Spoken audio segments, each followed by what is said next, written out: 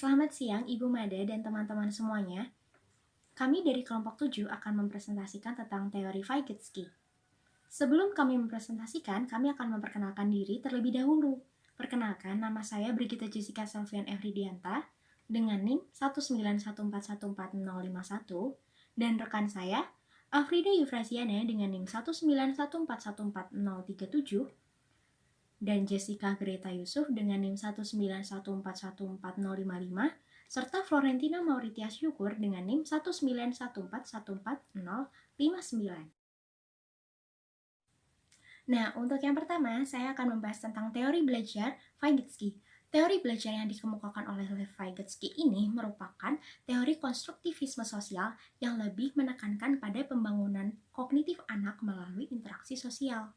Menurut Warsono, beliau menyatakan bahwa asumsi dasar dari teori konstruktivisme ini adalah what the child can do in cooperation today, he can do alone tomorrow, yang artinya adalah apa yang dilakukan dan dipelajari anak hari ini dengan bekerja sama itu dapat dilakukannya secara mandiri pada masa yang akan datang. Menurut Vygotsky, siswa sebaiknya belajar melalui interaksi dengan orang dewasa maupun dengan teman sebayanya yang lebih mampu. Interaksi sosial ini memacu terbentuknya ide-ide baru dan memperkaya intelektual siswa. Selain itu, Vygotsky juga menyarankan agar guru bisa berkolaborasi dengan siswa serta menjadi fasilitator dalam membangun pengetahuan dengan berdiskusi, tanya jawab, atau bahkan berdebat dengan teman sebayanya. Selanjutnya, saya akan membahas tentang konsep teori Vygotsky. Yang pertama itu ada daerah perkembangan terdekat atau Zone of Proximal Development. Vygotsky ini mengemukakan bahwa perkembangan kemampuan seseorang itu dapat dibedakan ke dalam dua tingkat, yaitu yang pertama tingkat perkembangan aktual dan yang kedua ada tingkat perkembangan potensial.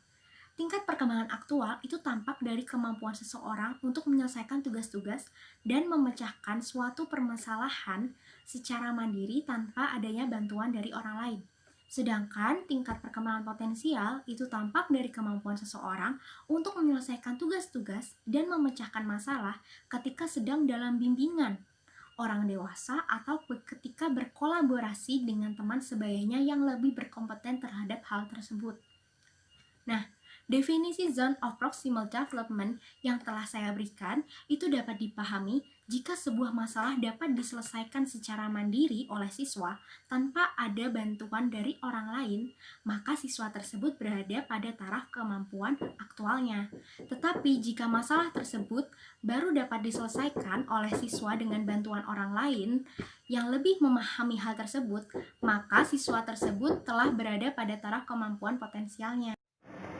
Oke, yang selanjutnya adalah scaffolding.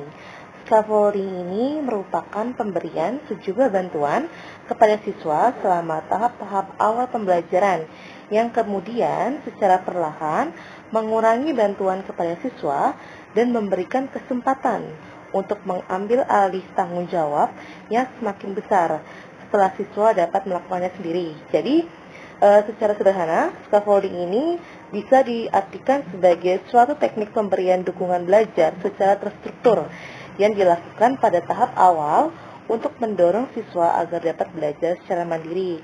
Nah, di sini keuntungan dari pembelajaran scaffolding yaitu ada 3. Yang pertama, mengurangi frustasi atau resiko siswa dalam proses pencapaian tujuan. Yang kedua, ada memberi petunjuk untuk membantu anak berfokus pada pencapaian tujuan itu apa. Lalu yang terakhir, menyederhanakan tugas belajar siswa sehingga bisa lebih terkelola dan bisa dicapai oleh siswa. Oke, selanjutnya adalah prinsip belajar. Jadi, prinsip belajar di sini menurut Slavin itu ada 4. Yang pertama adalah sifat sosiokultural pembelajaran. Jadi pada prinsip ini, Vygotsky menekankan pentingnya peran orang tua atau orang dewasa ataupun teman sebaya yang lebih mampu dalam belajar. Jadi, Vygotsky di sini menyarankan penggunaan kelompok belajar yang heterogen agar terjadi interaksi sosiokultural antar anggota kelompok yang berbeda dalam kemampuan akademis, latar belakang sosial budaya, dan juga tingkat emosional yang berbeda-beda. Lalu selanjutnya ada Zone of Proximal Development atau ZPD. Jadi di sini Vygotsky mendefinisikan ZPD sebagai jarak antara tingkat perkembangan aktual anak sebagaimana ditentukan oleh kemampuan pemecahan masalah di bawah bimbingan orang dewasa atau kerjasama antar teman sebaya yang mampu. Lalu Vygotsky juga mengatakan bahwa siswa akan dapat mempelajari konsep-konsep dengan baik jika informasi atau pengetahuan yang diberikan berada dalam ZPD siswa. Lalu selanjutnya yang ketiga ada masa magang kognitif. Jadi masa magang kognitif itu apa? Masa magang kognitif itu adalah suatu proses yang menjadikan siswa sedikit demi sedikit memperoleh kecakapan intelektual melalui interaksi dengan orang yang lebih ahli, baik itu orang dewasa ataupun teman yang lebih pandai. Lalu yang terakhir ada pembelajaran termediasi. Pada prinsip ini, Vygotsky itu menekankan penggunaan suatu teknik pembelajaran di mana siswa diberikan sejumlah bantuan seperti petunjuk, dorongan, peringatan, pemberian contoh pada tahap-tahap awal pembelajaran, dan kemudian mengurangi bantuan tersebut secara perlahan-lahan. Dan para siswa diberikan tanggung jawab yang semakin besar untuk melakukan pembelajaran yang telah ditetapkan. Nah, teknik ini sering disebut sebagai teknik scaffolding. Baik, selanjutnya kita akan membahas tentang kelebihan dari teori Vygotsky ini.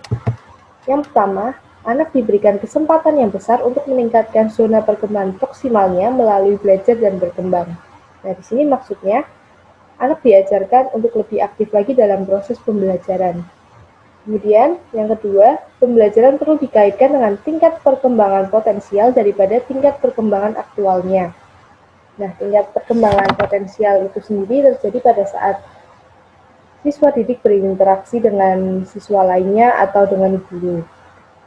Kemudian yang ketiga, pembelajaran lebih diarahkan pada penggunaan strategi untuk mengembangkan kemampuan intermentalnya daripada kemampuan intramentalnya. Di sini terdapat perbedaan antara intramental dan intermental.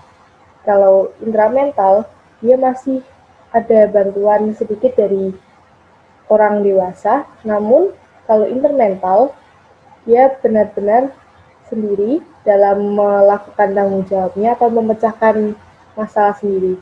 Itulah kenapa lebih diarahkan untuk mengembangkan kemampuan intermentalnya. Kemudian yang keempat, kesempatan seluas-luasnya pada anak dalam mengintegrasikan pengetahuan deklaratif dengan proses prosedural yang dilakukan untuk mengerjakan tugas dan memecahkan masalah. Dalam poin ini, anak dilatih menyelesaikan masalahnya secara satu persatu atau secara bertahap. Kemudian yang kelima, proses belajar dan pembelajaran tidak sekedar bersifat transversal, tetapi lebih merupakan konstruksi, yaitu suatu proses mengkonstruksi pengetahuan atau makna baru secara bersama-sama antar semua pihak yang terlibat di dalamnya. Baik, selanjutnya kita akan membahas tentang kekurangan dari teori ini. Yang pertama, peran guru sebagai pendidik kurang begitu mendukung, karena di sini lebih siswanya yang aktif. Siswanya diajarkan untuk mandiri, sehingga gurunya hanya memantau saja atau mendampingi siswanya. Kemudian yang kedua, terbatas hanya pada perilaku saja yang nampak. Kemudian yang ketiga, pemecahan masalah dan kemampuan berpikir sukar diamati secara langsung. Selanjutnya, implikasi teori Vygotsky dalam pembelajaran matematika.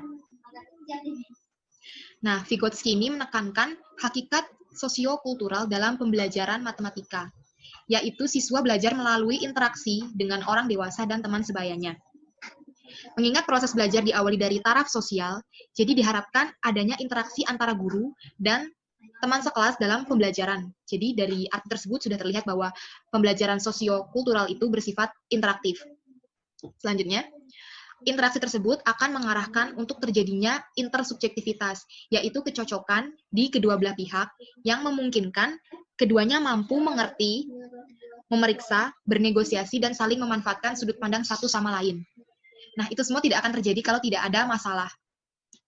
Jadi, proses pembelajaran yang interaktif, yang memunculkan intersubjektivitas, dapat dilakukan jika ada masalah-masalah konstekstual yang diberikan oleh guru. Jadi guru memberikan masalah-masalah konstekstual yang memicu pemikiran-pemikiran atau konsep-konsep siswa terhadap masalah tersebut. Dengan adanya konsep-konsep dan pemikiran-pemikiran dari siswa untuk memecahkan masalah-masalah tersebut akan menimbulkan adanya interaksi atau diskusi dalam pembelajaran di kelas.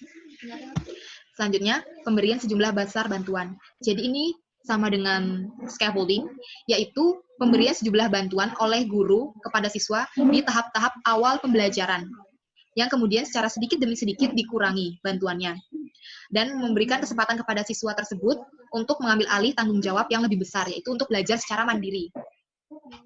Nah, pembelajaran matematika itu bersifat hierarkis. Jadi, misalkan sebelum kita mengambil mapel A, kita harus mengambil mapel B. Kita harus menguasai mapel B terlebih dahulu. Jadi bersusun dari tingkatan yang paling atas sampai yang paling bawah. Nah, tidak semua siswa dapat memahami bahan-bahan prasyarat tersebut, bahan-bahan prasyarat untuk mengambil mata pelajaran atau mata kuliah selanjutnya. Tidak semua siswa mampu memahami bahan-bahan prasyarat tersebut. Atau mungkin mereka menguasai, tetapi kualitas penguasaan materi mereka itu pasti beraneka ragam. Nah, oleh karena itu, di sini guru harus memperhatikan siswa secara individual dengan menghadirkan peranan teman sebaya dalam proses pembelajaran. Jadi pembelajaran dilakukan secara kolaboratif, yaitu menghadirkan teman sebaya yang lebih mampu dalam materi tersebut ke dalam suatu kelompok belajar, agar teman yang tidak mampu atau agar siswa yang tidak mampu dapat segera memahami materi tersebut, dapat segera memahami bahan prasyarat tersebut. Karena siswa yang sudah mampu dalam memahami materi tersebut akan lebih mudah untuk mengajarkan kepada siswa yang masih belum mampu, karena dia baru saja melalui proses tersebut. Dia baru saja melalui proses di mana dia belajar dan memahami materi tersebut. Jadi dia bisa memberikan solusi-solusi yang sebelumnya dia pakai untuk membantu dia dalam memahami materi tersebut. Dia akan memberikan solusi tersebut kepada anak yang masih belum mampu. Jadi dia dapat melihat apa masalah anak ini, apa masalah temannya tidak memahami materi tersebut. Dia akan cenderung lebih mudah dalam memberikan solusi karena dia baru saja mengalaminya. Dia baru saja melewati proses di mana dia tidak tahu materi tersebut, kemudian dia menjadi tahu setelah belajar. Seperti itu. Jadi di sini terlihat jelas bahwa guru harus menghadirkan proses pembelajaran yang interaktif, dan guru juga harus menghadirkan masalah-masalah yang konstekstual.